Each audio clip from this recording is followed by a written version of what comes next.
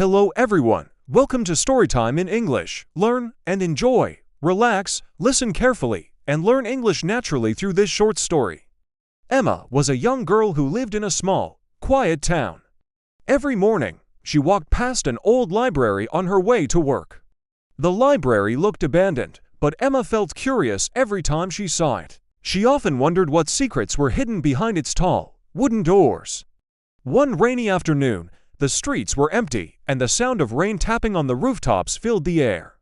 Emma decided this was the perfect day to finally go inside. She walked up the stone steps, took a deep breath, and pushed the door. It was heavy and dusty, but it opened slowly with a creaking sound. Inside, the library was completely silent. It was a vast, beautiful space. Tall shelves stretched all the way up to the high ceiling, filled with thousands of old books. The air smelled of aged paper and time, a scent that made Emma feel calm and peaceful. Sunlight streamed through the tall windows, illuminating the dust particles dancing in the air. Emma wandered through the aisles, running her fingers over the spines of the books. She then noticed a small book with a beautiful golden cover tucked away on a low shelf.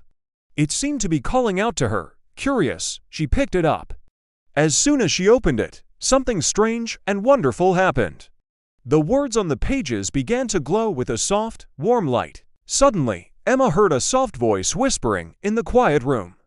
It said, "Every word you read will make you wiser." Surprised but excited, Emma felt a thrill of adventure. She found a comfortable chair, sat down, and started reading aloud from the glowing book.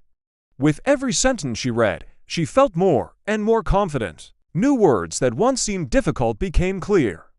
Sentences that used to be confusing now made perfect sense. The magic of the book was making learning feel effortless and fun.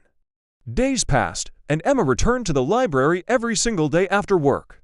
She spent hours with the golden book, her voice filling the silent halls. Her English improved so quickly. Soon, she could speak more fluently and express her thoughts without hesitation. She found herself understanding conversations with native speakers much better. Most importantly, she was no longer afraid of making mistakes. One evening, Emma turned the last page of the golden book.